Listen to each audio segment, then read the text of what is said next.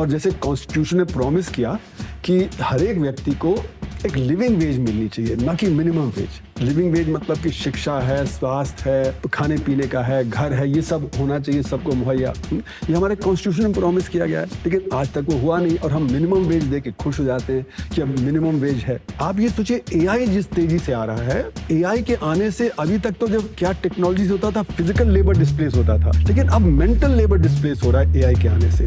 जो काम थिंकिंग वाला काम है, जैसे डॉक्टर का काम है, लॉयर का काम है, चार्टर्ड अकाउंटेंट का काम है, वो डिस्प्लेस हो रहे हैं। तो जो एआई है उसने तो 1 लाख आर्टिकल्स किसी सब्जेक्ट पे अब्सॉर्ब किए हुए हैं। जो लिविंग डॉक्टर ज्यादा अपनी जिंदगी में 1000 आर्टिकल्स करेगा, तो ये ज्यादा बेहतर बताएगा कि कौन सी मेडिसिन बेटर है, कौन सा डिजीज पॉसिबल है। आज इंटरनेट सिर्फ आधे अधूरे सच और पूरे झूठ में डूबा हुआ है। किसी के पास गहराई से सोचने का या शांति से सुनने का वक्त ही नहीं है। हम एक ऐसा शांत कोना बनाने की कोशिश कर रहे हैं। Nope, not your ordinary podcast for entertainment. Nope.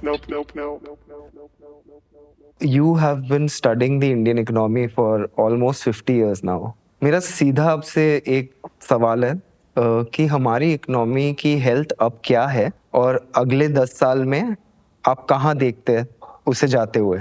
ये जो सवाल है ना, ये निर्भर करता है कि आप किसके पॉइंट ऑफ व्यू से सवाल कर रहे हैं। अगर आप संगठित क्षेत्र के जो लोग हैं उनके पॉइंट ऑफ व्यू से करेंगे, बोल रहे बहुत अच्छा हो रहा है, स्टॉक मार्केट बढ़ गया है ना, हालांकि गिरा पिछले महीनों में, लेकिन अगर 2 साल पहले कंपैरिजन देखेंगे तो 3 गुना हो गया।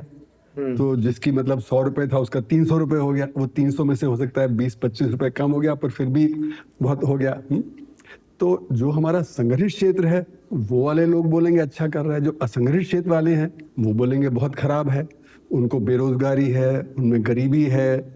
अभी सरकार ने ई श्रम पोर्टल बनाया, जब पैंडेमिक के दौरान बहुत सारे लोग वापस जा रहे थे गांव में, तो सुप्रीम कोर्ट ने पूछा कि हमारे देश में कितने असंगठित क्षेत्र में लोग काम करने वाले हैं, आपको पता होना चाहिए। तो सरकार ने ई श्रम पोर्टल बनाया।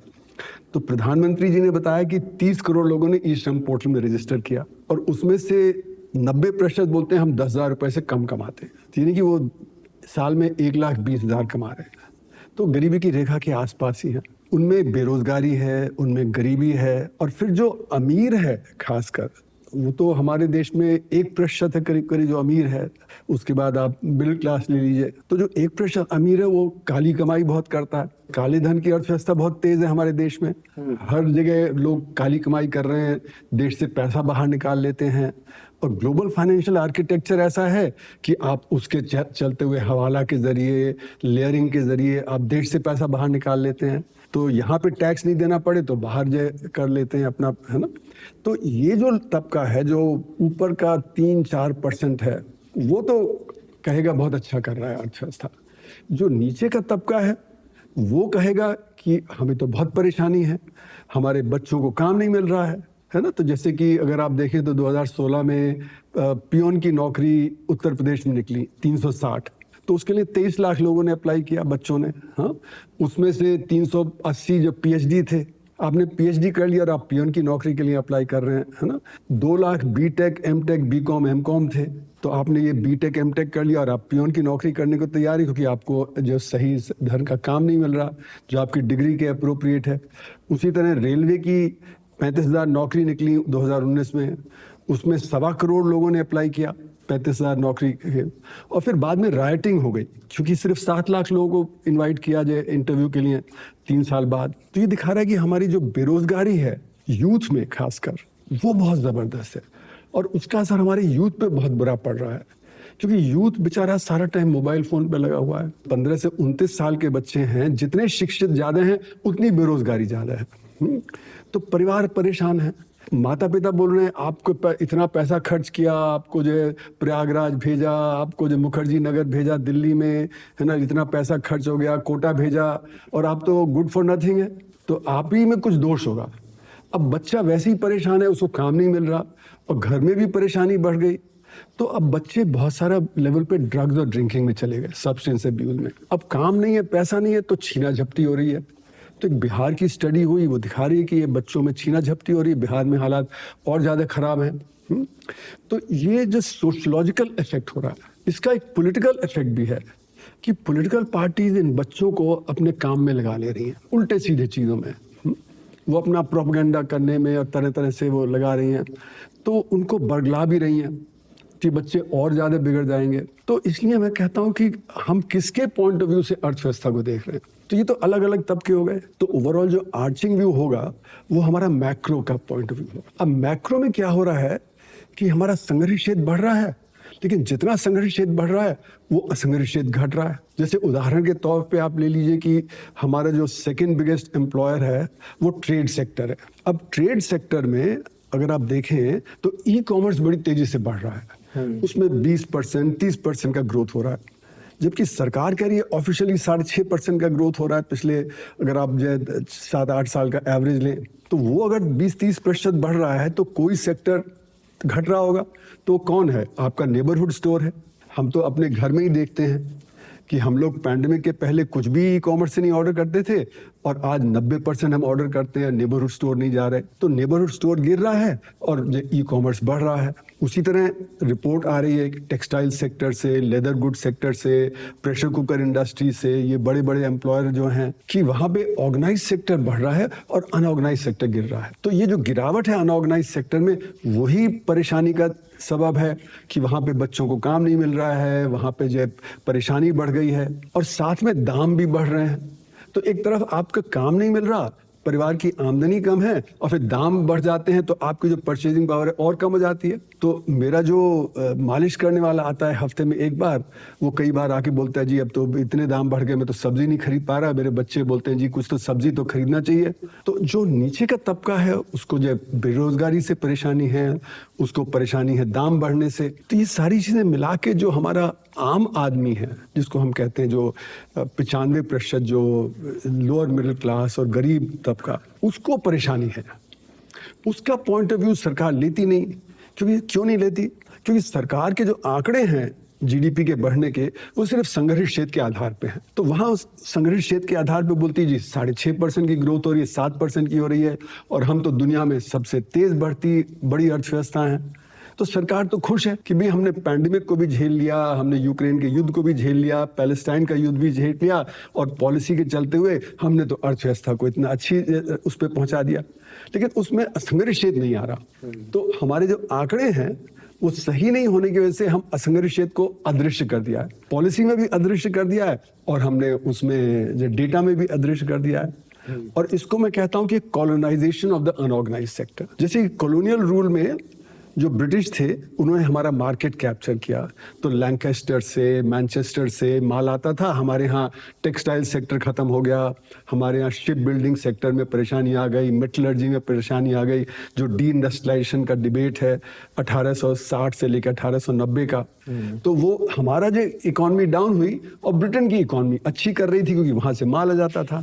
तो अभी भी ये हो रहा है कि संघर्ष क्षेत्र अच्छा कर रहा है, असंघर्ष क्षेत्र गिरावट है। तो मैं कहता हूँ कि इसको कॉलोनाइज कर लिया है असंघर्ष क्षेत्र को। और इसमें काले धन की अर्थव्यवस्था का भी एक बड़ा रोल है, क्योंकि काले धन की अर्थव्यवस्था से क्या होता है कि हर चीज में एक परेशानी बढ़ जाती है। शिक्षा के क्षेत्र में, स्वास्थ्य के क्षेत्र में आप देखें तो शिक्षा अच्छी नहीं मिलती है। क्यों? क्योंकि टीचर चाहते हैं कि हम एक ट्यूशन कमा लें। तो क्लास में अगर हमने अच्छा पढ़ा दिया तो फिर ट्यूशन के लिए बच्चे नहीं आएंगे। तो बच्चे का आप देखिए समय 1 घंटा क्लास में वेस्ट हुआ क्योंकि उसको समझ नहीं आया और वो बोर हो गया, तो समझता है शिक्षा तो बेकार है, शिक्षा से उसका ध्यान ही खत्म हो जाएगा। तो हमने उसको डिसवेड कर दिया शिक्षा से, उसको परेशान कर दिया हमने। फिर वो घर पे ट्यूशन करेगा। अब ट्यूशन वाला भी जो आएगा वो सिर्फ इम्तिहान पास कराने के लिए आपको पढ़ाएगा। तो रट्टा मार के बच्चे पढ़ते हैं, समझ बिल्ड होती नहीं। और इसीलिए हमारा जो annual status of education report है जो 2005 से आ रही है, वो अभी जो लेटेस्ट 2024 की रिपोर्ट आई वो दिखा रही है 14 से 18 साल के बच्चे, उनमें से 40% बच्चे दूसरी जमात की पढ़ाई लिखाई और गणित नहीं कर सकते। मतलब कहने के लिए वो होने चाहिए 7वीं 8वीं में, लेकिन वो दूसरी की नहीं कर पाते हैं, तो ड्रॉप आउट कर जाएंगे या उनमें वो कभी वो स्किल डेवलप नहीं होगी। अब ये तो 40% तो बहुत ही खराब हालत में, पर मेरा मानना है कि हमारे 90-95% बच्चे हैं जो कि ज़्यादा स्किल डेवलप नहीं कर पाते, और खासकर रिसर्च के लिए। और आज जो दुनिया का वैश्वीकरण है ना, वो रिसर्च एंड डेवलपमेंट पे निर्भर करता है कि हम किस तरह से रिसर्च एंड डेवलपमेंट में आगे चलें। जैसे चीन को ले लें, तो चीन बहुत आगे निकल गया। अब वो हम उसको दुश्मन देश मानते हैं, लेकिन उसके साथ हमारा 83-85 बिलियन डॉलर का ट्रेड डेफिसिट है, क्योंकि वो हमें हाई टेक्नोलॉजी आइटम भी देते हैं और लो टेक्नोलॉजी आइटम भी देते हैं। हाई टेक्नोलॉजी आइटम में वो आपका फार्मास्यूटिकल्स का जो एपीआई जो होता है, आपके इलेक्ट्रॉनिक कंपोनेंट्स, आपके कार के कंपोनेंट्स, आपके पावर इक्विपमेंट आ रहा है वहां से, है ना, तरह तरह का। लो टेक्नोलॉजी आइटम है वो भी आ रहा है, पतंग का मांझा आ रहा है ना, गणेश की मूर्ति आ रही है, दिवाली की लाइट आ रही है, होली की पिचकारी आ रही है। तो हाई टेक और लो टेक सब वो हमें सप्लाई कर रहे हैं हमसे सस्ता। तो जब तक हम R&D में अच्छा नहीं करेंगे तब तक हम वैश्वीकरण नहीं कर सकते, हम जो विश्व में पीछे रह जाएंगे। और इसलिए हमें शिक्षा पे बहुत ध्यान देना चाहिए। लेकिन काले धन की अर्थव्यवस्था तेज होने से शिक्षा में हम गड़बड़ी में हैं, उसी तरह स्वास्थ्य में हमारी गड़बड़ी है। आप देखें तो हमारे स्वास्थ्य में बहुत परेशानी है, तरह तरह की। जो लोग डॉक्टर हैं वो जो सिजेरियन रेकमेंड कर देंगे जहां जरूरत नहीं, टेस्ट रेकमेंड कर देंगे जहां जरूरत नहीं। और मैं एक उदाहरण आपको दूं, मेरे साथ ऐसा हुआ आज से कोई 20-22 साल पहले। मेरी पत्नी बहुत ही फेमस जर्नलिस्ट हैं, तो उनका एक्सीडेंट हो गया। रात को वो निकली, इंडियन एक्सप्रेस से निकली और उन्होंने जाके टक्कर मार दी अपनी कार को एक बस में, क्योंकि वो शायद लगता नींद आ गई होगी। हाँ, तो उनको अस्पताल ले गए। मैं भी जो अस्पताल गया, किसी ने फ़ोन कर दिया, तो वहाँ पे डॉक्टर ने 15 टेस्ट लिख दिए और to be kept for observation. मैंने देखा कोई खास वो नहीं आया था, तो मैंने फिर कहा कि देखिए डॉक्टर साहब कितना बुरा हुआ, लगता है सो गई है ना व्हील पे चलाते हुए, और इसलिए टक्कर मार दी DTC बस के पीछे। हाँ, तो वो देखिए इंडियन एक्सप्रेस की पॉलिटिकल एडिटर हैं और नींद आ गई। जैसे उसने सुना पॉलिटिकल एडिटर, उसने लिखना बंद कर दिया। फिर मैंने कहा कि ये क्या टेस्ट की जरूरत है क्या? नहीं जरूरत नहीं, उसने सारे काट दिए टेस्ट। फिर मैंने कहा मैं तो JNU में हूँ और यहाँ से आपके अस्पताल में 5 मिनट का रास्ता है, हाँ आप घर ले जाइए, ऑब्जर्वेशन की भी जरूरत नहीं है। तो यानी कि उस डॉक्टर ने वो सब किया क्यों? पैसे बनाने के लिए। उसी तरह एक दफे उनके साथ केस हुआ कि वो रेलवे स्टेशन पे थी, किसी ने पीछे से उनका बैग चोरी कर लिया। वो रात का समय था, 10:30 बजे। पहले तो पुलिस चौकी गई, तो पुलिस चौकी वाले ने कहा आप पहले जाके अपने कार्ड ब्लॉक करा दीजिए। वो कार्ड ब्लॉक करा के आई तो जो पुलिस वाला बोलता है जी अब तो देर हो गई है, वो टाइपिस्ट चला गया। तो उन्होंने कहा मैं तो जर्नलिस्ट हूँ, मैं टाइप कर देती हूँ। टाइप कर दिया और तुरंत जब उनके फ्रेंड थे जो PM ऑफिस में जो मिनिस्टर थे, उनको फ़ोन कर दिया और फिर घर आ गई रात के 1 बजे। सुबह 6 बजे फ़ोन आ जाता है कि ये आपका बैग मिल गया। यानी कितने लोगों के बैग मिलते हैं जो चोरी हो जाते हैं। तो ये दिखाता है कि पुलिस को पता है कि कौन सा ग्रुप, कौन सा चोर का ग्रुप वहाँ पे रेलवे स्टेशन पे काम कर रहा है, और उन्होंने 3-4 घंटे में उसको ट्रेस करके फ़ोन करवा दिया कि यहाँ पे आपका बैग मिला है। तो यानी ये दिखाता है कि हमारे यहाँ जो होना चाहिए वो नहीं होता है। तो जो हमारी जो प्रोडक्टिविटी होनी चाहिए वो कम हो जाती है। वो चाहे शिक्षा का क्षेत्र ले लीजिए, चाहे स्वास्थ्य का क्षेत्र ले लीजिए, चाहे जो सड़कें बनती हैं उनमें हम कोल टार कम डालेंगे, उनमें एग्रीगेट कम डालेंगे, बारिश आएगी वो बह जाएगी। तो इसलिए हमारी अर्थव्यवस्था बहुत इनएफिशिएंट है, हर जगह इनएफिशिएंसी है। तो इसको मैं बोलता हूँ digging holes and filling holes. गड्ढे खोदिए, गड्ढे भरिए। यहाँ जो होना चाहिए वो नहीं होता है, जो नहीं होना चाहिए वो होता है, तो आदमी परेशान हो जाता है। तो काले धन की अर्थव्यवस्था से ऊपर के लोग तो बहुत कमाई कर लेते हैं, लेकिन सारी अर्थव्यवस्था बहुत ही इनएफिशिएंट हो जाती है, जिससे कि हमारी प्रोग्रेस रुक जाती है और इसी से हमारी R&D पे असर पड़ता है, हमारी शिक्षा पे असर पड़ता है। कुल मिला के जो मैं कहना चाह रहा हूँ कि जो हमारे आगे आने वाला समय है जिसका आपने सवाल किया, उसमें जब तक हम इन चीज़ों की तरफ ध्यान नहीं देंगे तब तक हमारी अर्थव्यवस्था सुचारू रूप से नहीं चलेगी। हमारी जो तरक्की होनी चाहिए देश की, वो तरक्की भी आगे नहीं होगी। तो सर अगर हम डिटेल्स में जाएं तो आप अगर बता सके हमें कि ऐसी कौन सी 5 चीज़ है जो ये जो आप बोल रहे हैं कि 10,000 कमाते हैं, पूरे साल में 1 लाख नहीं कमा पाते, ये 95% ऑफ द पॉपुलेशन करीबन उस आंकड़े के आसपास है। तो सरकार ऐसे 5 चीज़ें क्या कर सकती है कि ये बेसिकली इनका भी कंजम्पशन चालू हो, कि ये भी ई-कॉमर्स यूज़ करे, ये भी बाहर जाके खा लें कुछ, तो उसके लिए क्या कर सकती है सरकार? सबसे पहले तो गरीबी कैसे कम करेंगे, क्योंकि सब गरीबी से जुड़ा हुआ है और काले धन की अर्थव्यवस्था से जुड़ा हुआ है। काले धन की अर्थव्यवस्था को हमें अगर टैकल करना है तो उसके लिए हमें सारे सिस्टम में अकाउंटेबिलिटी लानी है। अकाउंटेबिलिटी पॉलिटिकल क्लास की, अकाउंटेबिलिटी बिजनेस क्लास की, अकाउंटेबिलिटी हमारी जुडिशरी की। आप देखें 5 करोड़ केसेस कोर्ट्स में फंसे हुए हैं, जो जजमेंट आने चाहिए नहीं आते हैं, बहुत डिले होता है। जो एक वो फिल्म में फेमस कर दिया था, तारीख पे तारीख, जो चीज 3 महीने में सॉर्ट आउट हो जानी चाहिए उसको 3 साल लग जाते हैं। तो जुडिशियल अकाउंटेबिलिटी की बहुत जरूरत है, ब्यूरोक्रेटिक अकाउंटेबिलिटी, पुलिस की अकाउंटेबिलिटी। तो जब सिस्टम्स काम करने लगेंगे तो ये काले धन की अर्थव्यवस्था कमजोर पड़ेगी, और वही काले धन की अर्थव्यवस्था जब कमजोर पड़ेगी तो हमारी इन्वेस्टमेंट प्रोडक्टिविटी बढ़ जाएगी और हमारी अर्थव्यवस्था सुचारू रूप से चलेगी। तो मैंने अपने एक लेख में दिखाया कि इससे हमारी जो रेट ऑफ ग्रोथ है वो 5% कम हो जाती है। 1970s में जब 3.5% थी, तो अगर ये नहीं होती हमारी काले धन की अर्थव्यवस्था तो 8.5% की ग्रोथ होती। पिछले 10 सालों में जब 7% की रेट ऑफ ग्रोथ सरकार कह रही तो 12% होती।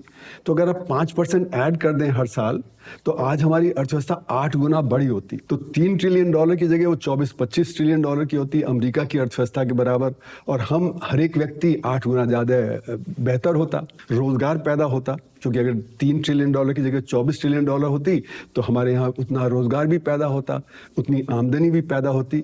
तो काले धन की अर्थव्यवस्था हमारी सबसे बड़ी समस्या है। पर सर, काले धन की अर्थव्यवस्था कैसे एक सोसाइटी में 75 इयर्स ऑफ इंडिपेंडेंस के बाद भी बढ़ते रहती है, उसका क्या रीजन है? हाँ, पॉलिटिकल अकाउंटेबिलिटी, जुडिशियल अकाउंटेबिलिटी है, बट हाउ डज ये कैसे ग्रो ही होते रहता है? देखिए, काले धन की अर्थव्यवस्था का मतलब है कि गैर कानूनी काम बढ़ता चला जा रहा है। मतलब जो भी काम होता है कि एक तो आपने स्मगलिंग किया, आपने ड्रग ट्रैफिकिंग किया, आपने गोल्ड स्मगलिंग किया, आपने गन रनिंग किया, है ना, ये तो बिल्कुल गैर कानूनी है। इसमें जो भी आमदनी है वो सब काली कमाई है। लेकिन हमारे यहाँ जो लीगल अलाउड जो एक्टिविटी है उसमें हम इलीगैलिटी करते हैं। जैसे कि अगर मैं एक डॉक्टर हूँ, मैं 50 पेशेंट को देख रहा हूँ, मैं सिर्फ 30 की बताऊंगा, 20 की नहीं बताऊंगा, तो मैं अंडर इनवॉइस कर रहा हूँ। मैं एक शुगर प्रोड्यूसर हूँ, तो मैंने 100 टन शुगर प्रोड्यूस किया, लेकिन मैंने दिखाया 80 टन ही प्रोड्यूस किया, तो 20 टन अंडर इनवॉइस कर दिया, तो उससे काली कमाई हो गई।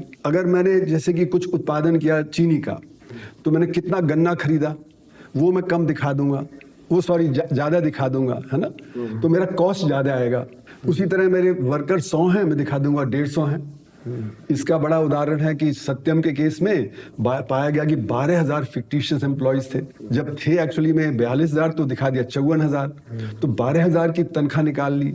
फिर अपना सारा ओवरहेड मैंने अपने कंपनी पे डाल दिया। मेरे घर में जो सर्वेंट है उसको मैंने पियोन दिखा दिया, मैंने अपने जो फैमिली को 5 स्टार होटल ले गया तो जो कंपनी का एंटरटेनमेंट दिखा दिया, मैं गोवा छुट्टी पे गया तो वहाँ पे वो जो दिखा दिया कि कंपनी का ट्रैवल। तो over invoicing of cost and under invoicing of revenue, इसके जरिए मैं काली कमाई करता हूँ, ठीक है ना। तो ये किस प्रकार की इलीगैलिटी है ना?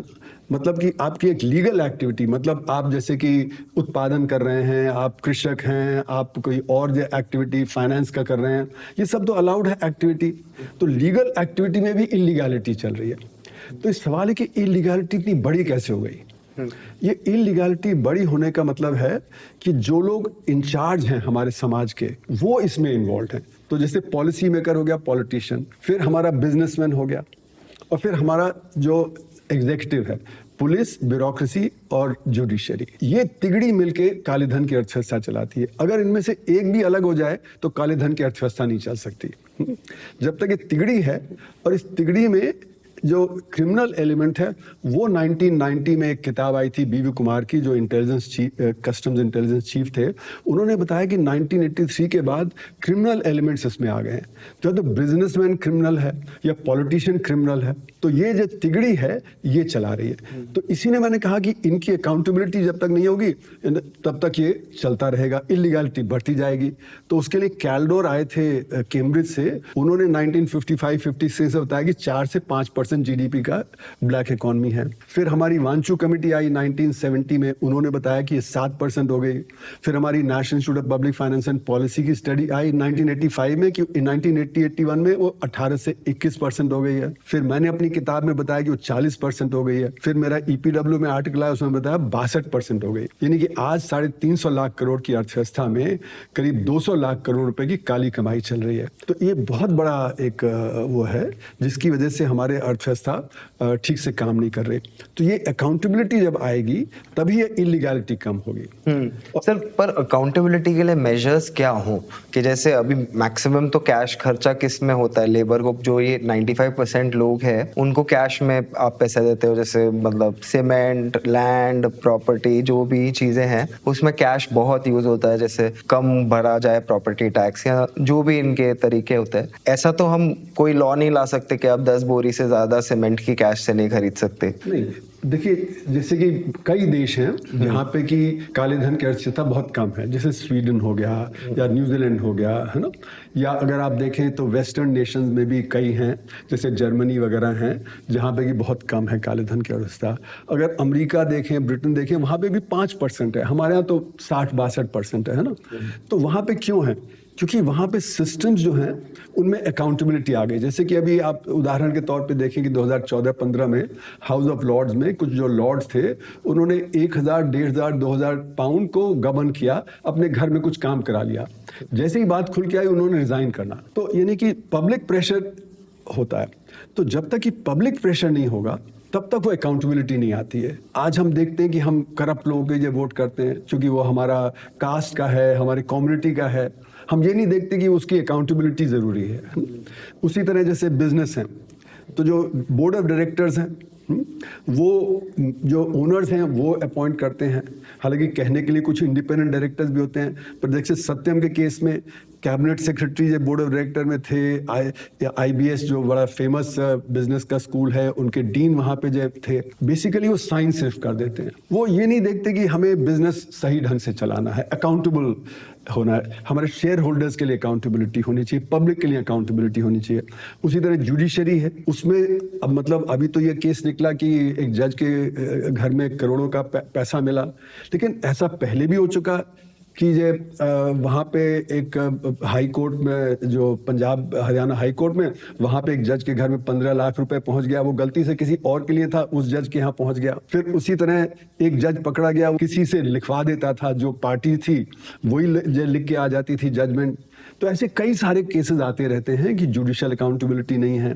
और हम ज़्यादा बोल नहीं सकते क्योंकि जब परेशानी ये है कि अगर आप ज़्यादा बोलेंगे तो आपको कंटेम्प्ट ऑफ कोर्ट में हॉल कर लिया जाएगा। उसी तरह पुलिस है, पुलिस हफ्ता कलेक्ट करती है। पुलिस को पता है कि कहाँ पे कौन से चोर हैं, कहाँ पिक पॉकेट हैं, वो उससे जो लेते। तो मैंने अपनी जब काले धन की अर्थव्यवस्था की किताब लिखी तो एक फॉर्मर होम सेक्रेटरी से बात की, तो उसने कहा कि दिल्ली में जितने और पुलिस स्टेशन बनेंगे उतना ज़्यादा और जो हफ्ता कलेक्ट होगा, क्योंकि जो नया पुलिस स्टेशन होगा उसका SHO की पोस्ट ऑक्शन होगी और जो बीट कांस्टेबल है उसको जो पैसा जो इकट्ठा करना पड़ेगा, तो खुद अलाउ करेगा इलीगैलिटी। तो ये जो सारा सिस्टम है ये सब नॉन अकाउंटेबल सिस्टम है, क्योंकि यहाँ पे पब्लिक का प्रेशर नहीं है। हमारे यहाँ पब्लिक का प्रेशर जब बढ़ेगा तभी बिजनेस भी अकाउंटेबल होंगे, तभी पॉलिटिक्स भी अकाउंटेबल होगी, जुडिशरी भी अकाउंटेबल होगी। तो पब्लिक का प्रेशर कब बढ़ता है?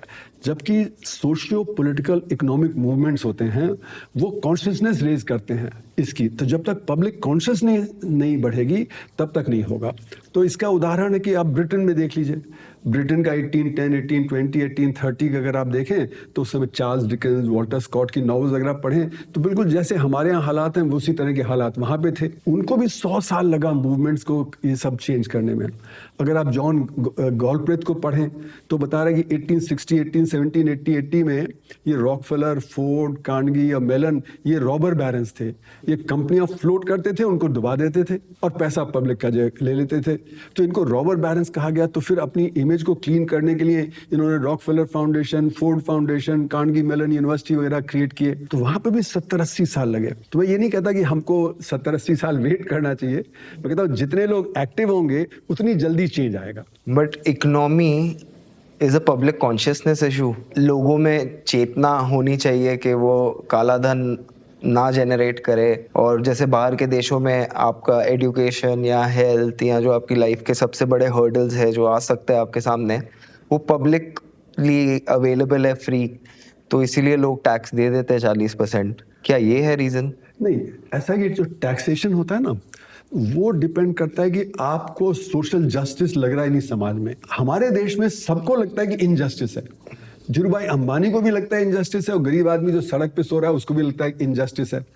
तो सभी लोग कहते हैं कि फिर मैं टैक्स क्यों दूं? हमारे यहाँ जो डायरेक्ट टैक्स देने वाले हैं वो तो इफेक्टिवली 1.1% है। प्रधानमंत्री जी खुद रेड फोर्ट से कहा कि 15 मिलियन इफेक्टिव टैक्स पेयर हैं 1.4 बिलियन में, यानी 1.1% है ना। बाकी जो फाइल करते हैं रिटर्न, वो नील रिटर्न फाइल करते हैं आधे से ज्यादा, या बहुत कम टैक्स देते हैं। तो इफेक्टिव टैक्स पेयर 1.1% है सिर्फ, है ना। तो वो जो 1.1% है, उनको भी लगता है कि जो सोशल जस्टिस नहीं है, कि जो मैं पैसे दे रहा हूँ, जब खा पी लिए जाते हैं, या वो जो इस्तेमाल ठीक से नहीं होता है, या मुझे सर्विसेज नहीं मिल रही हैं। तो हम लोग बहुत एक तरह से सेल्फ सेंटर्ड एटीट्यूड है ना। खासकर जो वेल ऑफ है, हालांकि जो वेल ऑफ सेगमेंट है उसी को सबसे ज्यादा फायदा मिला है आजादी के बाद, है ना। उसके बच्चों को, उसके जो हेल्थ का, उसके जो घर का, सब तरह का। लेकिन अब उसको लगता है कि मैं क्यों करूं। तो जब तक ये सेंस ऑफ सोशल जस्टिस समाज में नहीं होगा, तब तक लोग रूल्स फॉलो नहीं करेंगे, वो हर रूल को वायलेट करेंगे। तो मैं बोलता हूं कि हमारा जो इलीट है वो एक तरह से लॉलेस है, हर तरह से, मतलब ट्रैफिक लाइट भी जंप करेंगे, क्योंकि हमारी ताकत है। अगर कोई केस होगा तो हम मैनेज कर लेंगे पुलिस में, जुडिशरी में। तो वो ताकत का जो सेंस है ना, उसका इस्तेमाल होता है। तो इसलिए मेरा मानना है कि जो सेंस ऑफ सोशल जस्टिस जो मिसिंग है हमारे समाज में आज, उसकी वजह है कि ये सारा जो गड़बड़ सारा हो रहा जो है। तो सोशल जस्टिस समाज में लाना बहुत ज़रूरी है।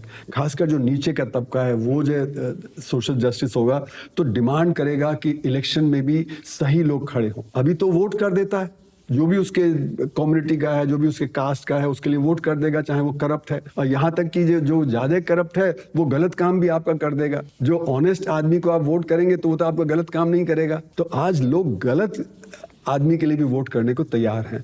जब तक ये रहेगा तो वो क्लीन अप नहीं होगा सिस्टम।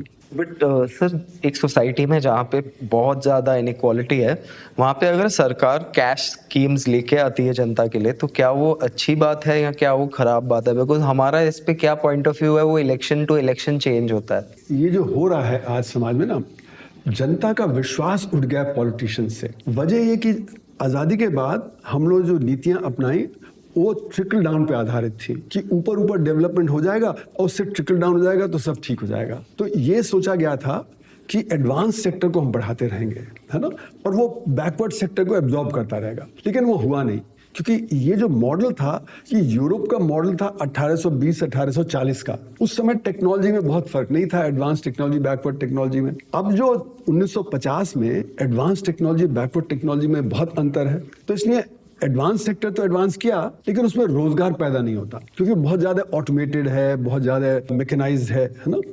तो इसलिए रोजगार पैदा नहीं हुआ। तो हमारा जो असंगठित क्षेत्र वो भी अभी भी 94% है। वो लो टेक्नोलॉजी, लो प्रोडक्टिविटी के आधार पे काम करता है। तो ट्रिकल डाउन नहीं हुआ।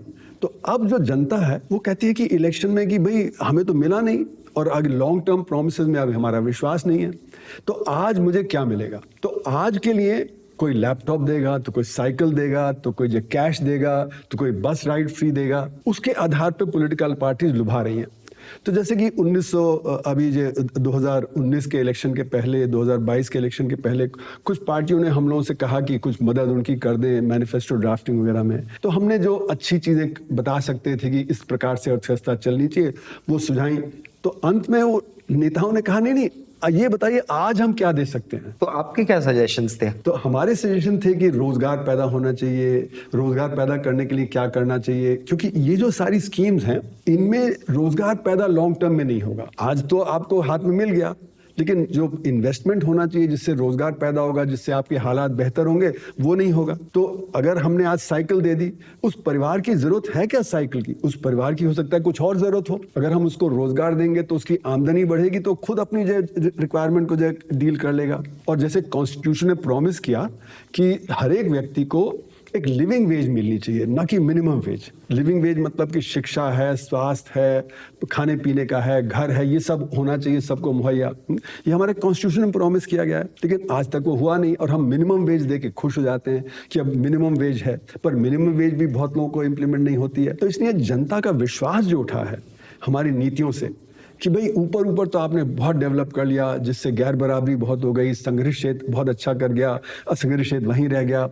तो इसलिए जो विश्वास खत्म हो गया, तो इसकी वजह से ये आज जो सारा जो चल रहा है, ये इसने हमारी पॉलिटिक्स को एक गलत मोड़ दे दिया, क्योंकि इससे लॉन्ग टर्म में बेनिफिट नहीं होने वाला। समझिए, एक स्टेट है जिसमें हमारा एवरेज स्टेट के पॉपुलेशन अगर आप देखें 3 करोड़ का स्टेट है, वही आंकड़ा पकड़ लेते हैं हम कि वहाँ पे कितने % लोग रूलिंग क्लास और आई हैव एवरीथिंग और हैव नॉट वाले दूसरे। तो आपके क्या सजेशंस होंगे इन स्टेट को, जैसे आप सरकारी पार्टी को कंसल्ट करके बताते हैं कि लॉन्ग टर्म में कैसे हम लोगों को सक्षम बनाए? तो उसके लिए एजुकेशन है, हेल्थ है, पब्लिक अकाउंटेबिलिटी है, पर चाइना अभी इतना आगे है और इमीडिएट बेसिस पे तो कुछ करने की नीड, तो मैं पॉलिटिक्स में नहीं हूँ पर तो मुझे भी लग रही है कि कुछ इमीडिएट होना चाहिए।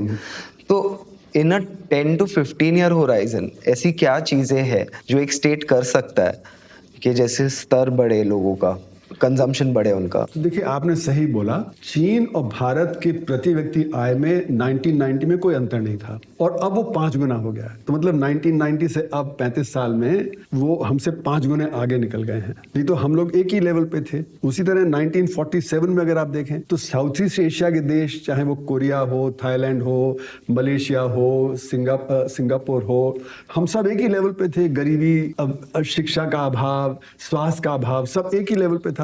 लेकिन बाय द 1980s उन्होंने बहुत तरक्की कर ली और साउथ कोरिया तो बाय लेट 1980s एक उन्नत राष्ट्र बन गया, वो रिच कैटेगरी में आ गया। तो कैसे किया उन्होंने शिक्षा और स्वास्थ्य पे जबरदस्त खर्च किया। मलेशिया ने तो यहाँ तक कि 10% जीडीपी का पब्लिक एजुकेशन पे खर्च किया। सारे बच्चों को स्कूल में ले आए बाय 1965। हमारा भी गोल था बाय 1965 कि हमारे बच्चे भी सारे स्कूल में हों।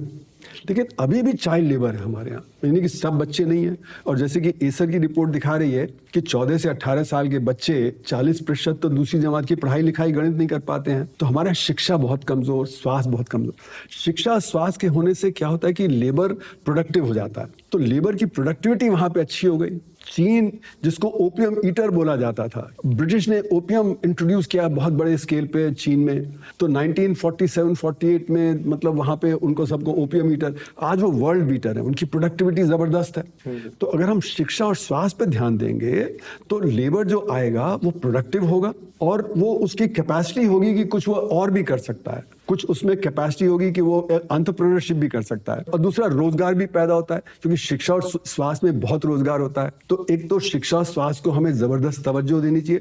हमने शिक्षा में कभी 3.8% से ज्यादा जीडीपी का नहीं खर्च किया पब्लिक एजुकेशन पे, जबकि कोठारी कमीशन ने भी 68 में कहा था कि हमको कम से कम 6% खर्च करना चाहिए। स्वास्थ्य में हमको कम से कम 3% खर्च करना चाहिए पब्लिक हेल्थ पे, लेकिन हम 1.3% करते हैं। इसका मतलब ये नहीं कि प्राइवेटली हम नहीं खर्च करते। प्राइवेटली तो शिक्षा पे हम खर्च करते हैं, स्वास्थ्य पे खर्च करते हैं और अनाप शनाप भी खर्च करते हैं, क्योंकि कैपिटेशन फी भी है, हेल्थ में 5 स्टार लग्जरी हॉस्पिटल वगैरह हैं। तो खर्च होता है, लेकिन जो होना चाहिए आम जनता के लिए वो नहीं होता। तो इसलिए प्रोडक्टिविटी बहुत कम है हमारे लेबर की, उसका असर है। फिर दूसरा, हमारा कृषि में सबसे ज्यादा लोग काम करने वाले हैं, 46% है ना, हमारे वर्कफोर्स का 46% है। वहां पे परेशानी है, क्योंकि किसान जो है, जो लास्ट सर्वे आया 2017-18 का, उसने दिखाया कि 27 रुपए प्रति व्यक्ति प्रतिदिन की उनकी आय होती है कृषि से, वो गरीबी की रेखा के बराबर है। तो किसान में बड़ी जबरदस्त गरीबी है, इसीलिए किसान बार बार प्रोटेस्ट कर रहे हैं, तरह तरह से प्रोटेस्ट कर रहे हैं। तो जब तक कि उनको उनके फसल के उचित दाम नहीं मिलेंगे तब तक उनमें गरीबी रहेगी, और जब गरीबी रहेगी तो वो फिर जो शिक्षा स्वास्थ्य वगैरह अपने बच्चों को नहीं दे पाएंगे जो उनको देना चाहिए। तो उनकी गरीबी खत्म करने के लिए हमको मिनिमम सपोर्ट प्राइस की जो करना पड़ेगा, जो उनकी डिमांड है कि जो स्वामीनाथन कमेटी ने बताया था उसको इम्प्लीमेंट करना चाहिए। और वो रैशनल भी है, क्योंकि अभी क्या है कि हमारे जो फसलें हैं उनमें 23 में तो हम मिनिमम सपोर्ट प्राइस डिक्लेयर करते हैं, लेकिन इम्प्लीमेंटेशन तो सिर्फ 3 में ही होता है। गेहूं में होता है, चावल में होता है, शुगर केन में होता है ना, गन्ना। तो ये जो 3 है, इसमें हम बहुत किसान कर रहा है इन्वेस्ट और बहुत ज़्यादा जा रहा है, तो हमारे पास बहुत सारा चावल आता है, गेहूं आता है और चीनी हो जाती है, लेकिन बाकी चीज़ों की कमी हो जाती है, क्योंकि जो कोर्स ग्रेन है, जो आपका जो दालें हैं, जो आपका तिलहन है, उसमें कमी होती है, वो इम्पोर्ट हम कर लेते हैं। तो हमारा फॉरेन एक्सचेंज का रिजर्व भी जा रहा है उसकी वजह से, क्योंकि यहाँ पे इरैशनल डिसीजन हो रहा है। और दूसरी तरफ जो चीज़ हमें नहीं करनी चाहिए वो हम करते हैं, क्योंकि पंजाब में हमको जो चावल नहीं उगाना चाहिए क्योंकि वहाँ पे पानी की कमी है, अब हम वहाँ पे चावल उगा रहे हैं तो जब वाटर लेवल खूब नीचे जा रहा है। महाराष्ट्र में शुगर केन उगाते हैं जबकि वहाँ पे नहीं करना चाहिए, वो एरिड एरिया है, तो जहाँ पे हम जो कोर्स ग्रेन और ये सब जो उगा सकते हैं। तो आप देखेंगे कि पर्यावरण को भी फायदा मिलेगा, आपका फॉरेन एक्सचेंज भी बचेगा, और जो आपका बहुत खर्चा हो जाता है अतिरिक्त गेहूं और चावल को रखने में, उसका भी फायदा हो जाएगा। तो किसानी में अगर हम मिनिमम सपोर्ट प्राइस सब क्रॉप्स का दें और उसके लिए पॉलिटिकल विल चाहिए करने के लिए, तो आप देखेंगे कि वहाँ पे 46% जो लोग काम करते हैं और जो बाकी किसान हैं उनमें बेहतरी हो जाएगी। दूसरा बड़ा तबका कौन सा है? Micro sector. माइक्रो सेक्टर में 6 करोड़ यूनिट्स हैं, स्मॉल और मीडियम 6 लाख हैं और बड़े यूनिट्स 6000 हैं। तो तीनों में 100 का फर्क है। अब जो बड़े यूनिट हैं और जो मीडियम यूनिट है वो तो बहुत ही मैकेनाइज्ड हो गए हैं, बहुत ज़्यादा ऑटोमेशन हो गया है उसमें, तो वहाँ तो रोजगार पैदा नहीं होता। तो जो स्मॉल और माइक्रो है वहीं पे होता है। लेकिन अभी सरकार की नीति क्या होगी कि हम संगठित क्षेत्र को आगे बढ़ाएंगे, तो संगठित क्षेत्र को आगे बढ़ाएंगे तो ये लार्ज और मीडियम बढ़ेगा और माइक्रो स्मॉल खत्म होता जाएगा। तो जहाँ पे रोजगार पैदा हो सकता है उसी को आप खत्म करने में लगे। Last 75 years of independence her government ने कुछ कोशिश की है फार्मर्स को लेकर और वो सभी नाकाम रहे हैं, ऐसा क्यों? क्योंकि देखिए जो किसानों को चाहिए वो हम नहीं कर रहे। जो बड़े किसान हो गए या जो अर्बन सेक्टर है उसकी तरफ ध्यान है कि अर्बन सेक्टर में उनको इन्फ्लेशन ना हो, तो हम इसलिए जानबूझ के जो गेहूं वगैरह है, जो बाकी जो फसल है, उनके दाम कम रखते हैं। तो ये किसान कहते हैं कि आप अर्बन सेक्टर को फायदा पहुंचाने के लिए हमें जो कमजोर करके रखते हैं। तो ये हमारी एक नीति रही है कि जो हमारे नीति निर्धारक हैं, जो पॉलिसी मेकर्स हैं, वो अर्बन सेंट्रिक और वो इंडस्ट्री सेंट्रिक रहे हैं। उनका एग्रीकल्चर की तरफ ध्यान नहीं रहा है, तो इसीलिए एग्रीकल्चर को मार्जिनलाइज कर दिया हमने नीतियों में। हालांकि किसान सबसे ज्यादा लोग हैं पर वो डिसऑर्गेनाइज्ड हैं, जबकि जो पार्टीज हैं वो ऑर्गेनाइज सेक्टर के उसमें चंगुल में हैं, तो वही नीतियां अपनाती हैं। अब जैसे कि हम बड़े बड़े फ्रेट कॉरिडोर बना रहे हैं, चौड़ी चौड़ी सड़कें बना रहे हैं, हाईवेज है ना, उसमें बड़ी बड़ी कारें और बड़े बड़े ट्रक्स वगैरह मूव करेंगे, तो वेल ऑफ सेगमेंट के लिए बहुत अच्छा है, ऑर्गेनाइज सेक्टर के लिए बहुत अच्छा है, क्योंकि उसके थ्रू वो रूरल एरिया में पेनिट्रेट कर जाएंगे। पर जितना वो रूरल एरिया में पेनिट्रेट करेंगे उतना फिर जो स्मॉल सेक्टर और माइक्रो सेक्टर खत्म होगा। तो ये जो बड़े बड़े फ्रेट कॉरिडोर और बड़े बड़े हाईवेज हैं, ये भी ऑर्गेनाइज सेक्टर को प्रमोट करने के लिए हैं, और जितना हम उसको प्रमोट करेंगे तो उतनी हमारी परेशानी बढ़ जाएगी। तो जैसे उदाहरण के तौर पर अगर आप देखें तो कृषि में भी ऑटोमेशन हो रहा है। अब हार्वेस्टर कंबाइन आ गए है ना, तो फसल हाथ से नहीं कटती, अब वो तो हार्वेस्टर कंबाइन से होती है। पहले जो आप बुवाई करते थे तो जो हल बैल होता था वो खत्म हो गए, अब ट्रैक्टर से होता है। तो मैकेनाइजेशन वहाँ पे भी है, तो इसलिए वहाँ पे सरप्लस लेबर बहुत हो गया है एग्रीकल्चर में। तो उसके लिए हमको ऑल्टरनेट जॉब देना है, वो कहाँ देंगे? माइक्रो सेक्टर हो सकता है, स्मॉल सेक्टर हो सकता है, पर लेकिन हम उसी को खत्म कर रहे हैं, हम नीतियां उसके खिलाफ जा रही हैं। अब एक और उदाहरण जैसे आप लें तो पहले बैंक का सारा काम करने के लिए 1990 में हमको बैंक के अंदर जाना पड़ता था, पैसा निकालना है, पासबुक भरवानी है, अब मोबाइल फोन पे हो जाता है। तो बैंकों का काम 1000 गुना बढ़ गया और स्टाफ वहां पे आधा हो गया। तो प्रोडक्टिविटी बढ़ गई पर लेकिन एम्प्लॉयमेंट नहीं बढ़ा, तो उससे हम लोगों को बहुत कन्वीनियंस है, इसमें कोई डाउट नहीं। और ये तो स्थिति आज की है। आप ये सोचिए एआई जिस तेजी से आ रहा है, एआई के आने से अभी तक तो जब क्या टेक्नोलॉजी से होता था, फिजिकल लेबर डिस्प्लेस होता था। जैसे आपने कटाई की तो आपने हार्वेस्टर कंबाइन लगा दिया, आपने बुआई की तो ट्रैक्टर, तो फिजिकल लेबर डिस्प्लेस हो रहा है। लेकिन अब मेंटल लेबर डिस्प्लेस हो रहा है एआई के आने से। जो काम थिंकिंग वाला काम है, जैसे डॉक्टर का काम है, लॉयर का काम है, चार्टर्ड अकाउंटेंट का काम है, इंजीनियर का काम है, आर्किटेक्ट का काम है, वो डिस्प्लेस हो रहे हैं। एक कंप्यूटर जो एआई है उसने तो 1 लाख आर्टिकल्स किसी सब्जेक्ट पे अब्जॉर्ब किए हुए हैं। जो लिविंग डॉक्टर ज्यादा अपनी जिंदगी में 1000 आर्टिकल्स करेगा, तो ये ज्यादा बेहतर बताएगा कि कौन सी मेडिसिन बेटर है, कौन सा डिजीज पॉसिबल है। अब जैसे कि ये जो प्रोटीन्स के फोल्ड होते हैं वो अब एआई के जरिए पता लग गए, और उसी से मतलब बहुत बड़ा सेल का फंक्शनिंग उससे पता लग जाता है। इस काम को करने के लिए जो हम फिजिकली कर रहे थे, जो हमारे जो बायोलॉजिस्ट और लाइफ साइंटिस्ट वगैरह, उनको तो सालों लग जाते, तो जो काम सालों का है वो हो रहा है। तो इसलिए जो आने वाले समय में तो क्राइसिस बेरोजगारी का जबरदस्त बढ़ने वाला है। अभी तो हम कहते हैं 7-8% की बेरोजगारी है, हो सकता है वो 40-50% पहुंच जाए। जब तक कि हम अपनी नीतियां नहीं बदलेंगे और सही नीतियां नहीं अपनाएंगे रोजगार के लिए, तब तक आने वाले समय में तो क्राइसिस बड़ी तेजी से बढ़ेगा। और खासकर क्योंकि बहुत सारे लोग हमारे देश में हैं, उनकी स्किल लेवल बहुत कमजोर है, ट्रेनिंग बहुत कमजोर है, तो एआई उनको डिस्प्लेस कर देगा और वो एआई को इस्तेमाल नहीं कर पाएंगे। तो इसलिए क्राइसिस बहुत तेजी से बढ़ने वाला है। टेक्नोलॉजी की वजह से जो अभी तक क्राइसिस जो बढ़ता जा रहा था वो और तेजी से बढ़ जाएगा। एआई और टेक्नोलॉजी तो और आने ही वाली है, तो उसके कोई एथिक्स होंगे क्या? उसका कोई एक इम्पैक्ट होगा जो हमें like learning, if AI can replace coaching centres तो फिर मैं खुश हूँ उसको लेके। क्या ये सोचना सही है? देखिए, ऐसा है कि टेक्नोलॉजी से बदलाव आता है। जो बदलाव होता है उसका किसी के ऊपर कॉस्ट पड़ता है, कोई उससे बेनिफिट करता है, कोई उससे लूज करता है, ठीक है ना। तो ये हमारा जो कॉस्ट है ना वो बराबर शेयर होना चाहिए। तो इसलिए जैसे हम लोग बराबर कह रहे हैं 93-94 से, जब से हमने ऑल्टरनेट इकोनॉमिक पॉलिसीज की बात की कि बाजार को और टेक्नोलॉजी को सोशली रिस्पॉन्सिबल वे में हमको इंट्रोड्यूस करना चाहिए। तो अगर जैसे कि टेक्नोलॉजी के आने से हमारी प्रोडक्टिविटी बढ़ रही है और उससे हमारे वर्कर को डिस्प्लेसमेंट हो रहा है, तो हम वर्किंग आवर्स पर वीक कम कर दें, जिससे कि उसका कॉस्ट बराबर शेयर हो सब में। तो ये बाजार जैसे है, बाजार में कंज्यूमरिज्म बहुत बढ़ गया है ना, हमारा सेल्फ सेंटर्डनेस बहुत बढ़ गया, क्योंकि जो बाजार की नीतियां हैं वो इस पे आधारित हैं कि मोर इज बेटर।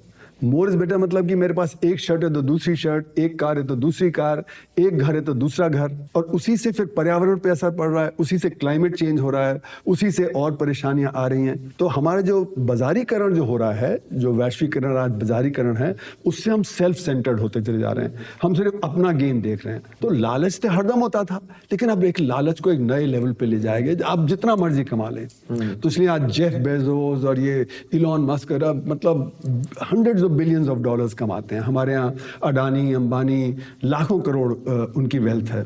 ये जो इनइक्वालिटी जो बढ़ी है वो अब एक जस्टिफाइड है, पहले वो जस्टिफाइड नहीं थी कि इतनी ज्यादा इनइक्वालिटी हो। तो इसलिए जो गैर बराबरी है वो अब एक तरह से एक्सेप्टेबल हो गई है। फाइनली जहां हम जा रहे हैं वो है प्राइवेट सेक्टर को रेगुलेट करना। क्या वो सही डायरेक्शन होगा फिर? नहीं, प्राइवेट सेक्टर को तो दुनिया में हर एक जगह रेगुलेट किया जाता है। वो अमेरिका में भी रेगुलेटेड होता है, फ्रांस में भी होता है, सब जगह। क्योंकि मार्केट जो है ना वो कभी एकदम फ्री मार्केट नहीं होता, मार्केट के भी रूल्स होते हैं, रूल्स को इम्प्लीमेंट किया जाता है, उसी को रेगुलेशन बोलते हैं, है ना। तो रेगुलेशन तो मार्केट का होगा ही, क्योंकि अगर आप सब कुछ खुला छोड़ दें, है ना, तो जंगल राज हो जाएगा। कि आप स्टेशन पे हैं तो वहां पे तो टैक्सी वाले बहुत सारे हैं, तो वो आपसे छीना झपटी करके बोलेंगे जी इतना दो। आप घर आ गए तो वहां पे आपके लोग हैं, तो आप जो वो बोलोगे जी मैं तो तेरे को पैसे नहीं देता, तो उससे तो फिर टैक्सी सर्विस खत्म हो जाएगी। मीटर चाहिए उसके लिए। हाँ, तो रेगुलेशन चाहिए कि मीटर भी चाहिए और एक इम्प्लीमेंट हो कि भाई सब मानते हैं कि ये होना चाहिए, और जो नहीं करेगा तो पुलिस है या जुडिशरी है वो उसको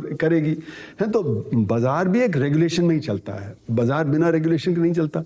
दूसरी बात है कि एक जो हम बोलते हैं कि फर्स्ट बेस्ट जो आइडियल कंडीशन है, आइडियल कंडीशन में ये चलेगा, लेकिन समाज में आइडियल कंडीशन नहीं है। तो जब आइडियल कंडीशन नहीं होगी तो ज्यादा और रेगुलेशन चाहिए, उसके ज्यादा और सरकार का इंटरवेंशन चाहिए। तो सरकार के इंटरवेंशन से फिर एक, जैसे कि उदाहरण के तौर पे आप देखें, इसको शिक्षा और स्वास्थ्य को मेरिट वांट बोलते हैं। मेरिट वांट मतलब कि जो इंडिविजुअल सोचता है उससे बेस्ट नहीं है जो समाज के लिए। अगर आप देखें कि एक लड़की की शिक्षा, परिवार सोचता है कि लड़की की तो शादी हो जाएगी, वो चली जाएगी, तो लड़के की शिक्षा पे ज्यादा खर्च करते हैं, लड़की की शिक्षा पे कम खर्च करते हैं, लड़की की शिक्षा के स्वास्थ्य पे कम खर्च करते हैं कि वो तो चली जाएगी, है ना। लेकिन लड़की की शिक्षा और स्वास्थ्य समाज के लिए ऑप्टिमम है, क्योंकि वही बच्चे ये आगे बड़े करेगी। तो अगर उसकी शिक्षा बेहतर होगी, उसका स्वास्थ्य बेहतर होगा, तो बच्चों की शिक्षा और स्वास्थ्य बेहतर होंगे। तो जो ऑप्टिमम है वो इंडिविजुअल नहीं कर रहा, समाज को एक वहां पे रखना पड़ेगा कि भाई हमें महिलाओं की जो शिक्षा और स्वास्थ्य के लिए ज्यादा ध्यान देना है। तो इस तरह से रेगुलेशन होता है, जहां पे इंक्रीजिंग रिटर्न्स टू स्केल हो गया, या जहां पे कि पब्लिक गुड्स हो गए, या जहां एक्सटर्नैलिटी हो गई। नहीं तो जैसे कि दिल्ली में प्रदूषण क्यों यमुना में इतना ज्यादा है, क्योंकि जितनी भी इंडस्ट्री है सब अपना गंदा पानी छोड़ देती है नदी में, कि अपना प्रॉफिट ज्यादा कमाने के लिए, है ना। जगह जगह आप देखेंगे कि लोग जो है अपना जो है घर जो है बना रहे हैं और जो मलबा छोड़ दिया, जो है कागज वगैरह सब जगह पड़े हुए हैं, क्योंकि हम अपना कॉस्ट कम कर रहे हैं। तो इसमें रेगुलेशन चाहिए कि एनवायरनमेंट है, पोल्यूशन कम हो, हमारे जो कारों में पोल्यूशन कम हो, हमारी पब्लिक सर्विस ज़्यादा हो, प्राइवेट व्हीकल्स कम हो, तब जाके पोल्यूशन पे असर पड़ेगा।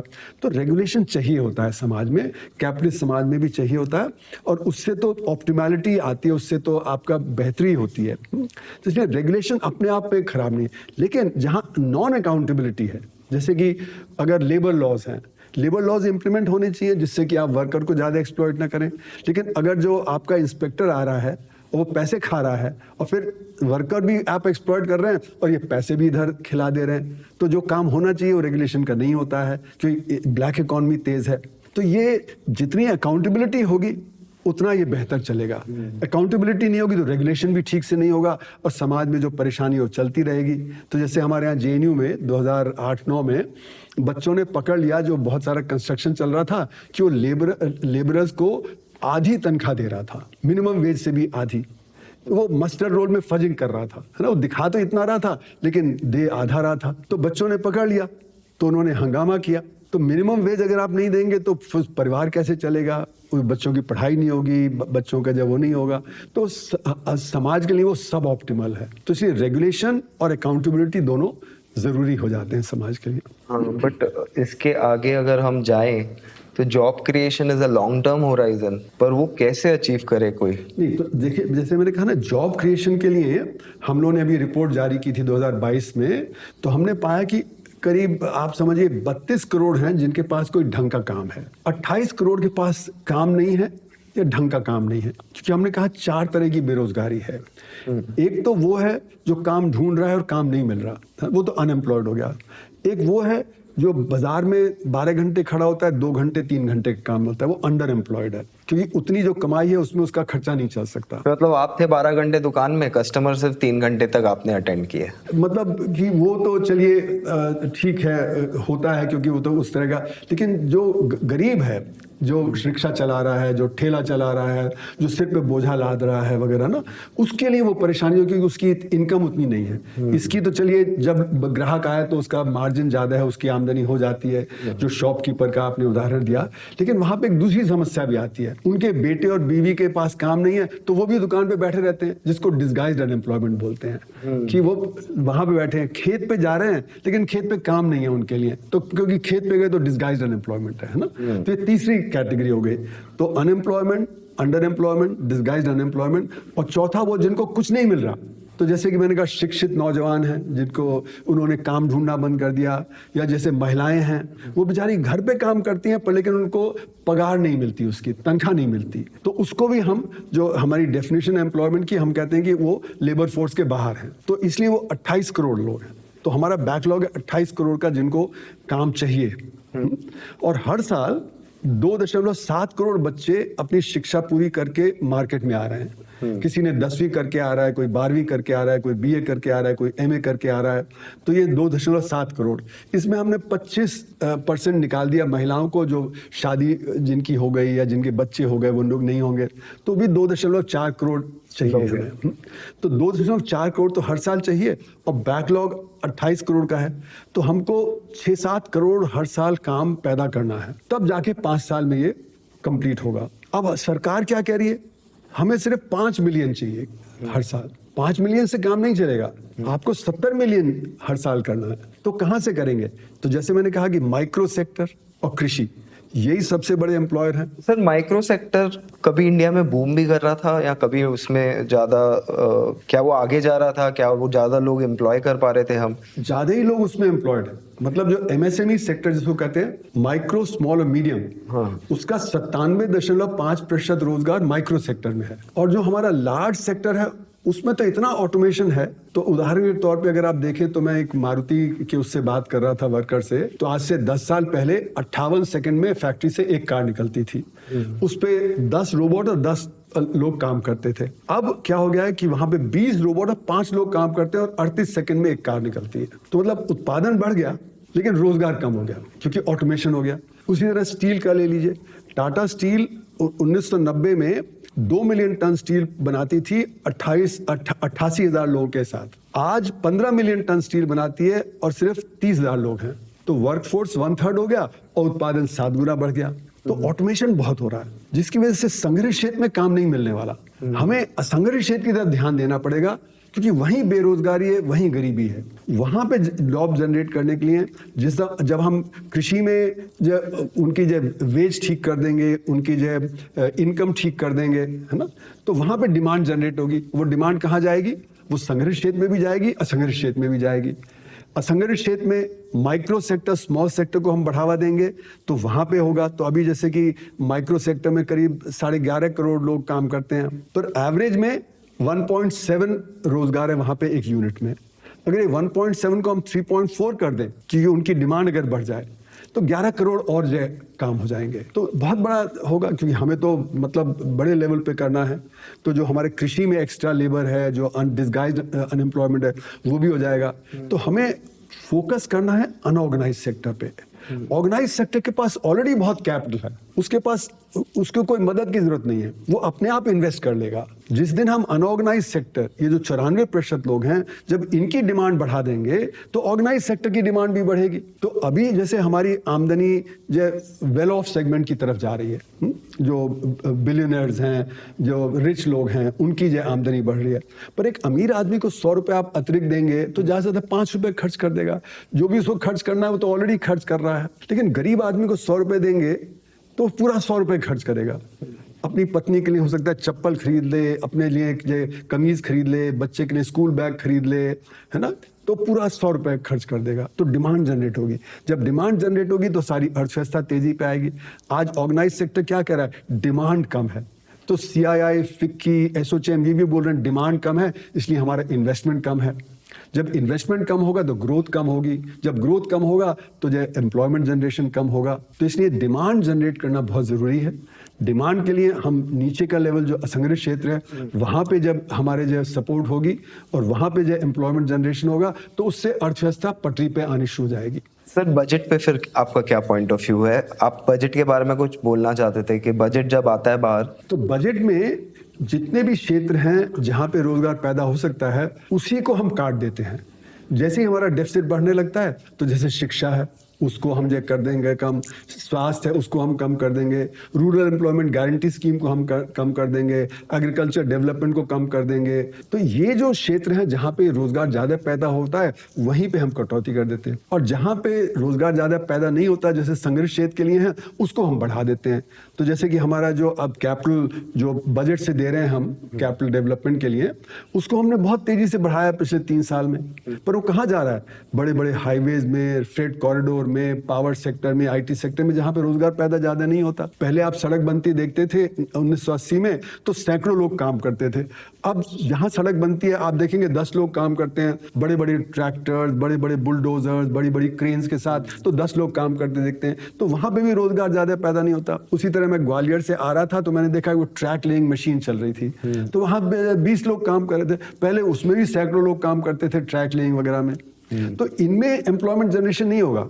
पर हम रूरल एम्प्लॉयमेंट गारंटी स्कीम, जहां पे कि सब ज्यादा रोजगार पैदा होगा, उसी में कटौती कर देते हैं। रूरल एम्प्लॉयमेंट गारंटी स्कीम को MGNREGS, जो Mahatma Gandhi national rural employment guarantee scheme है, उसी की बात मैं कह रहा हूं। तो अभी उसको 86,000 करोड़ पहले था, 86,000 करोड़ अब है। तो यानी कि रियल टर्म में इन्फ्लेशन से आप करेंगे तो कम हो गया है। उसी तरह शिक्षा है, उसी तरह स्वास्थ्य है, रियल टर्म में वहां पे कटौती कर देते हैं। तो जब एलोकेशन कम कर दिया, या क्या करेंगे, जैसे कि अभी रोजगार के बारे में पिछले बजट में बहुत बताया कि हम जो इतने करोड़ जॉब करेंगे और यूथ के लिए इंटर्नशिप करेंगे 500 बड़ी कंपनियों वगैरह में, है ना। तो वहां पे 2 करोड़ जॉब्स की बात थी, लेकिन पता लगा कि मुश्किल से 10,000 जॉब्स भी नहीं हुए 1 साल में। तो 2 करोड़ का टारगेट कैसे होगा?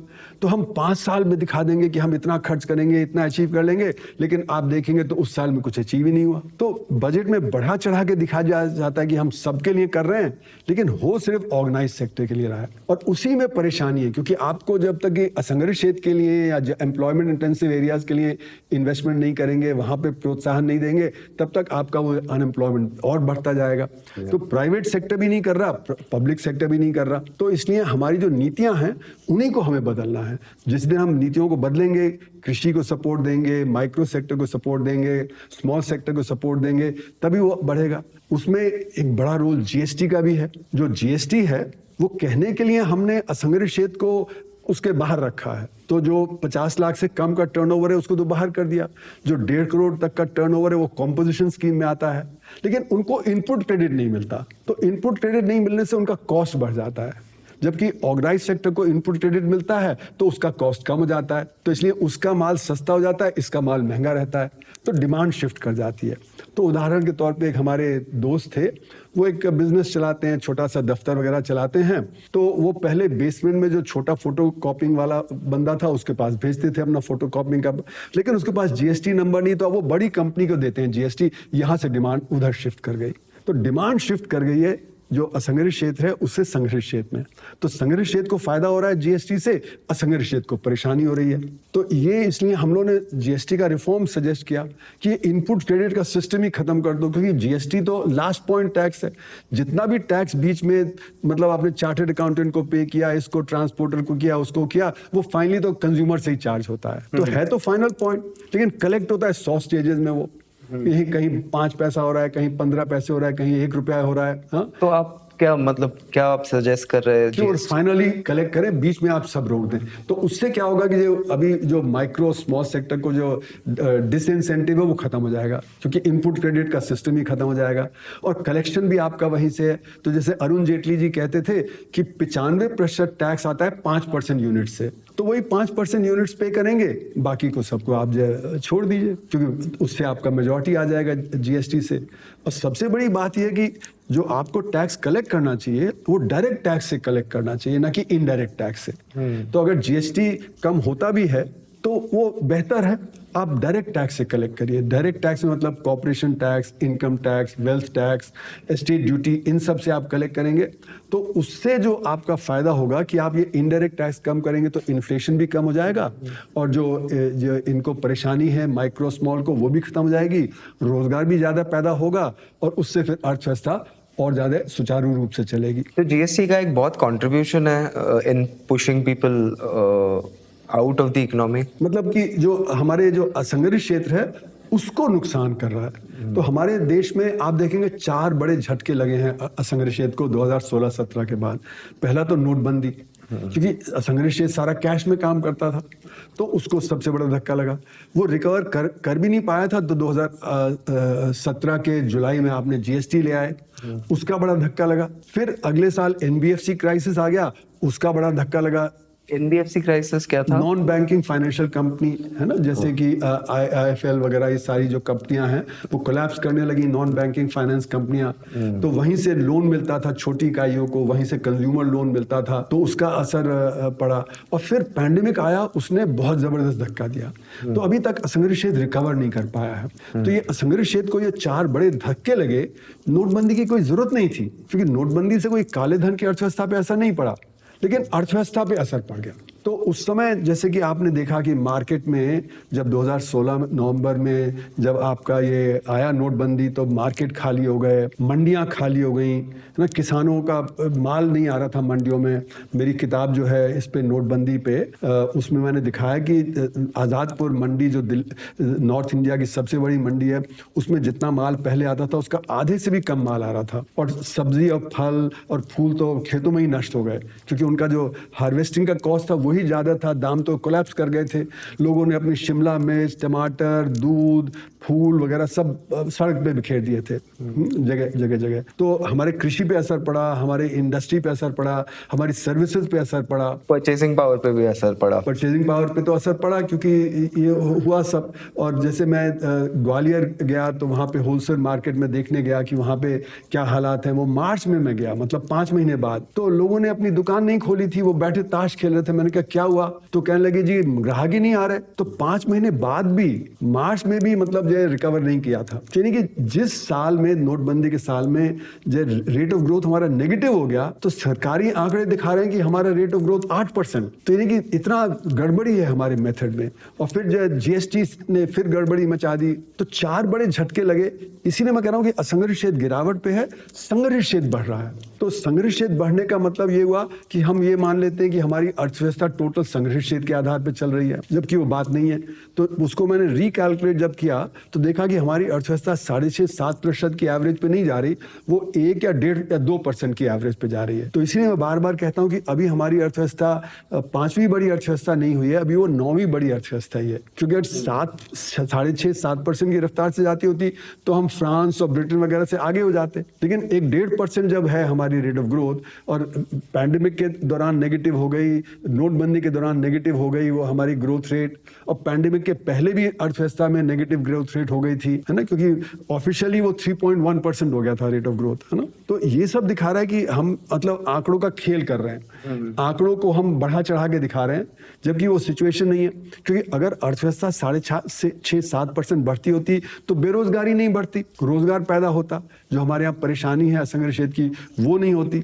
तो इसलिए हमारी अर्थव्यवस्था अभी भी 1-1.5-2% की रफ्तार से चल रही है, वो 6.5-7% की नहीं। और ये पॉलिसी इंड्यूस क्राइसिस उसको बोलता हूँ।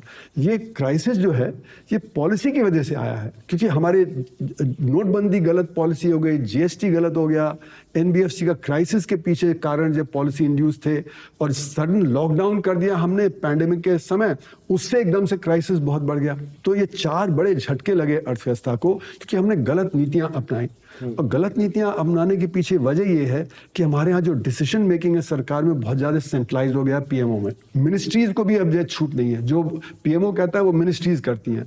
अब इतनी बड़ी अर्थव्यवस्था, इतने ज्यादा स्पेशलाइज चीजें, जब तक कि डिसेंट्रलाइजेशन नहीं होगा तब तक वो सही नहीं चल सकता। तो इतना सेंट्रलाइज जो कंट्रोल जो हो रहा है हमारी अर्थव्यवस्था में, वो परेशानी है। उसी का असर है कि हमारे जो स्टेट्स के और सेंटर के बीच में टकराव बढ़ रहा है, जो फेडरलिज्म जिसको हम कहते हैं।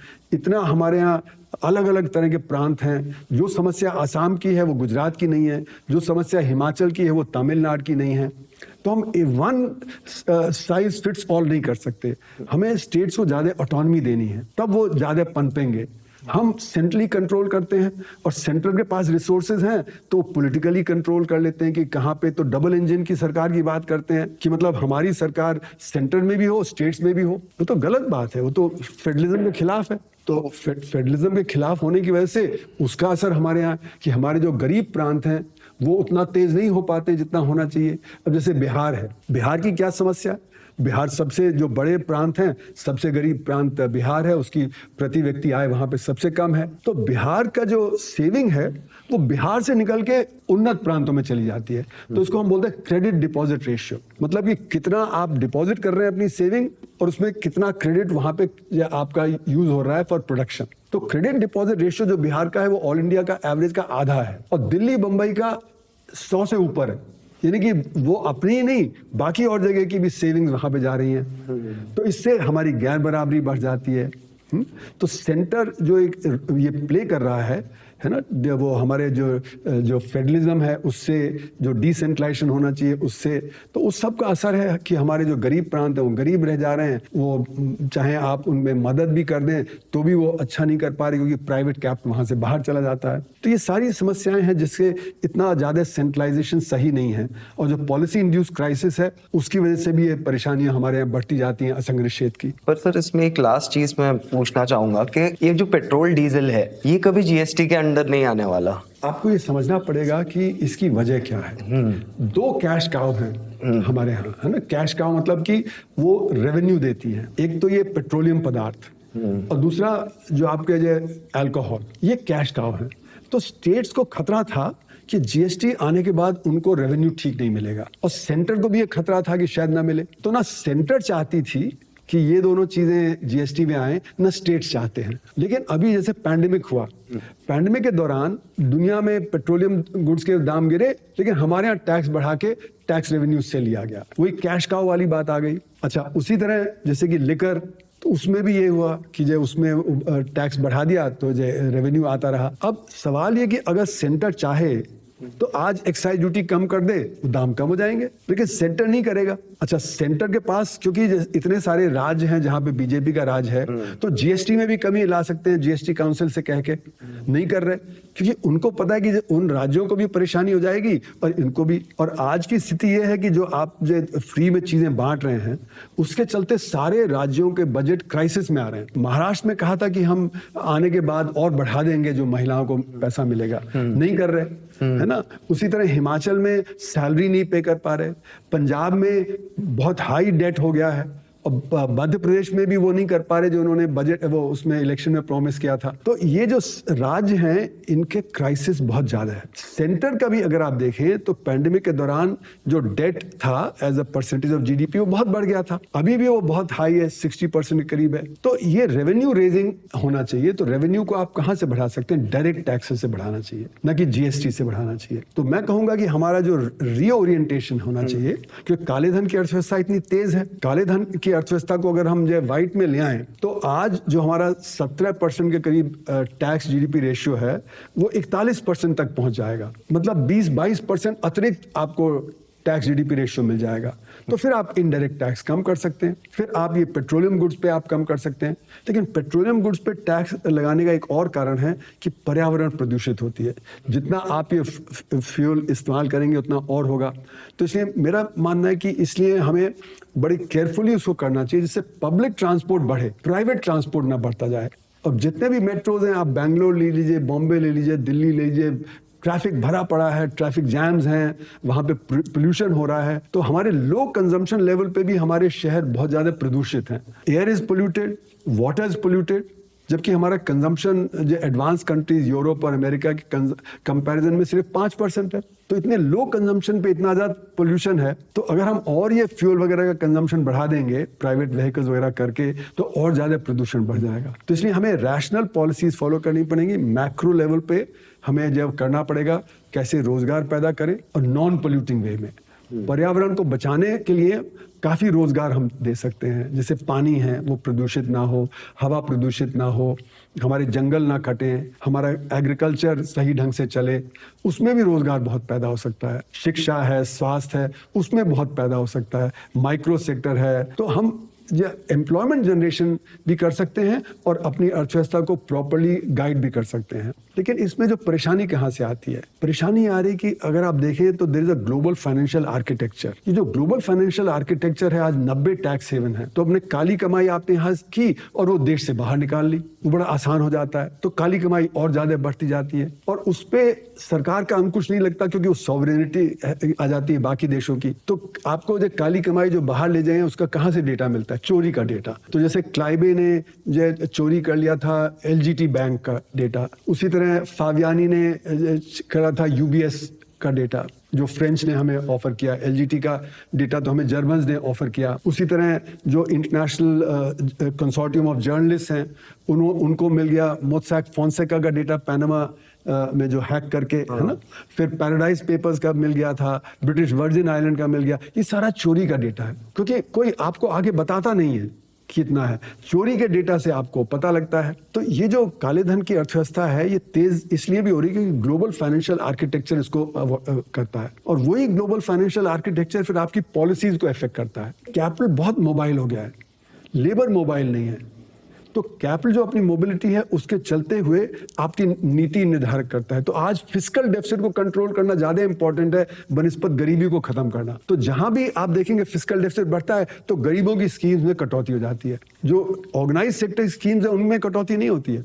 जो गरीबों की स्कीम्स है, रूरल एम्प्लॉयमेंट गारंटी स्कीम वगैरह, उसमें कटौती होती है। तो ये जो इंटरनेशनल फाइनेंशियल आर्किटेक्चर है वो भी हमें दबा देता है नीतियों में।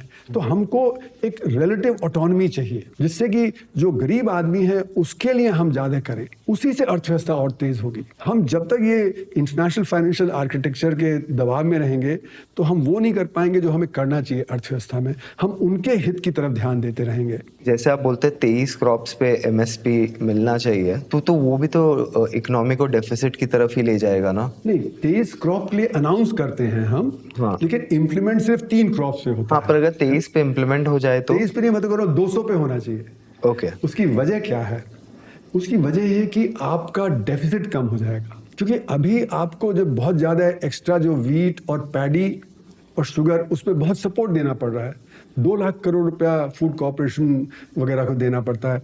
तो अगर उसका उत्पादन कम हो जाएगा तो आपको ये स्टॉक होल्डिंग कम हो जाएगी और स्टॉक होल्डिंग आपको बाकी क्रॉप्स की करनी पड़ेगी।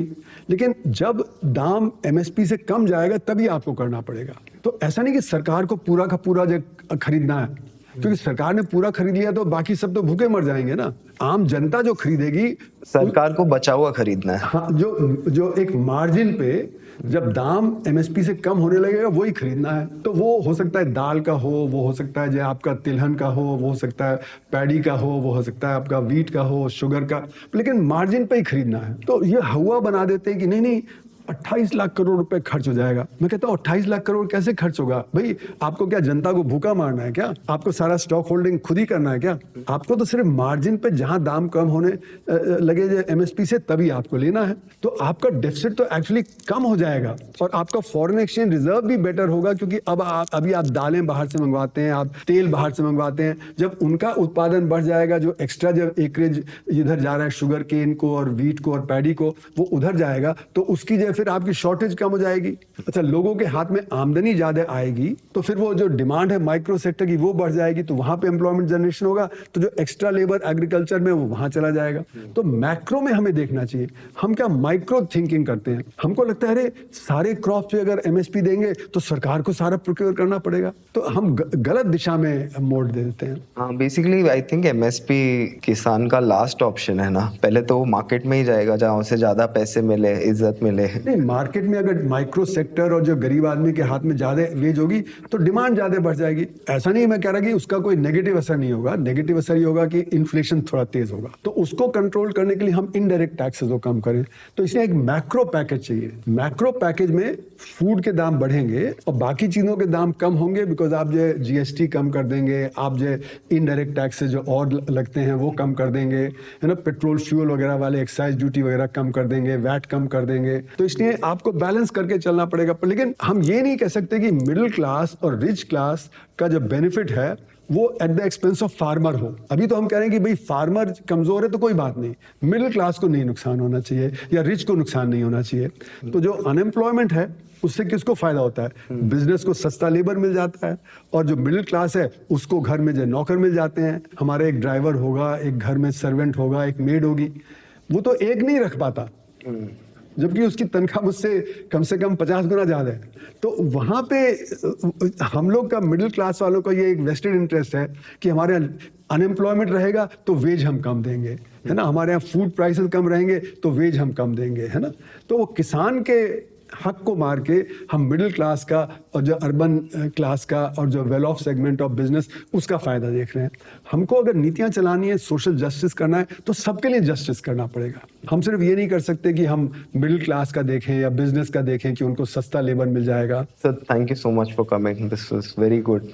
आई थिंक काफ़ी कुछ चीज़ें जो हमने डिस्कस किया, आई डोंट थिंक इंटरनेट पे इसकी कोई चर्चा अब हो रही है, तो लोग थोड़े इंटरेस्टेड हो गए। Thank you for coming. Thank you and clap.